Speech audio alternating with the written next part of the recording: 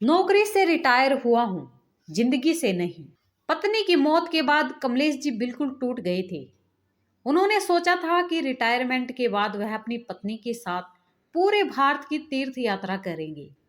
नौकरी करते हुए अपनी पत्नी को वक्त नहीं दे पाए थे, लेकिन अब वह अपना पूरा वक्त अपनी पत्नी को देंगे।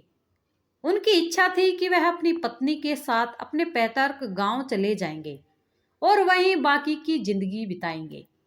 लेकिन कहा गया है कि ख्वाब तो होते ही हैं टूटने के लिए। रात में खाना खाकर कमलेश जी और उसकी पत्नी अच्छे से ही सोए थे, लेकिन सुबह जब सोकर उठे तो सिर्फ कमलेश जी उठ पाए। उनकी पत्नी इस दुनिया से जा चुकी थी। कमलेश जी के दोनों बेटे अपने पिता को बार बार ढांढस बंधा रहे थे। पापा, आप चिंता मत कीजिए, आपके दोनों बेटे हैं, बहुएं हैं, पोते पोतियां हैं, आपको किसी चीज की तकलीफ नहीं होगी। कमलेश जी ने सारा जीवन ईमानदारी की, नौकरी की, बच्चों की पढ़ाई लिखाई, बेटों की शादी के लिए पैसा जमा करते रहे। पढ़ा लिखा कर बेटों को अफसर बना दिया, लेकिन उन्होंने आज तक अपना घर नहीं बनाया। पूरी जिंदगी किराए के मकान में ही गुजार दी। आज कमलेश जी के कानों में अपनी पत्नी के कहे हुए स्वर बार बार सुनाई दे रहे थे। देखिएगा, हमारे दोनों बेटे इतने संस्कारी हैं कि मेरे जाने के बाद भी आपको अपने भविष्य की चिंता करने की जरूरत नहीं होगी। दोनों आपको राजा की तरह रखेंगे। कमलेश जी की पत्नी को जब से पता चला था कि उनको कैंसर हुआ है, तो वो समझ गई थी कि अब वह ज्यादा दिन जीने वाली नहीं है। सावित्री जी की 13वीं के बाद अब बेटे अपने अपने शहर जाने के लिए तैयार हो गए। लेकिन अब सवाल था कि बाबूजी का क्या होगा, बाबूजी किसके साथ रहेंगे। पहले माँ जिंदा थी तो बाबूजी और रिटायरमेंट के बाद अब गांव चले जाएंगे, लेकिन अब बाबूजी अकेले गांव जाकर क्या करेंगे, यह चिंता उनके दोनों बेटों को सता रही थी। कमलेश जी के छोटे बेटे ने अपने भाई बड़े से कहा, भैया, आपको तो पता है मेरे पास सिर्फ 2 रूम का फ्लैट है और एक कमरे में आपके भतीजे और भतीजी सोते हैं। उनका एग्जाम भी नजदीक आया है।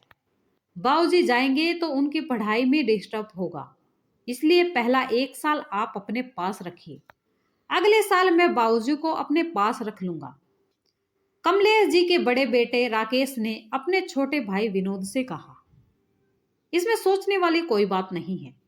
बाबूजी के पेंशन से तनख्वाह पर एक नौकर रख देते हैं और बाबूजी को अलग से खर्च के लिए 5,000 और दे देंगे, और बाकी जो पेंशन के पैसे बचेंगे उसमें से हम दोनों आधा आधा ले लेंगे।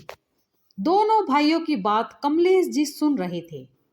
उसके बाद उन्होंने ताली बजाते हुए कहा, वाह बेटे वाह, तुम्हारी माँ कहती थी कि हमारे दोनों बेटे बहुत संस्कारी हैं, मुझे किसी प्रकार की कोई कमी नहीं होने देंगे।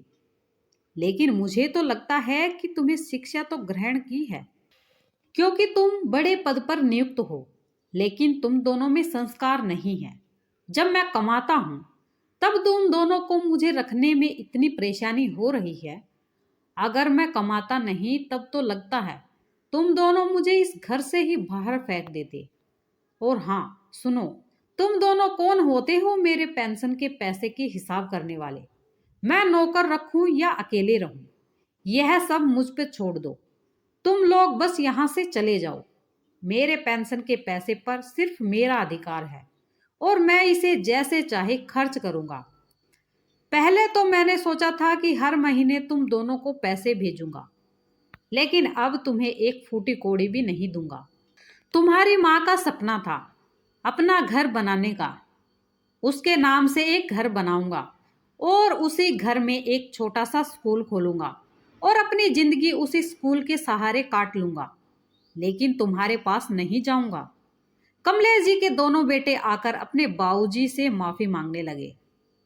बाबूजी, हमसे गलती हो गई, हमें माफ कर दो। कमलेश जी ने कहा, बेटा, मैं कौन होता हूँ माफ करने वाला? तुम लोग अपनी जिंदगी में खुश रहो और मुझे मेरी जिंदगी में खुश रहने दो। अच्छा हुआ जो तुम्हारी माँ तुम्हारे यह रूप देखने से पहले इस दुनिया से चली गई।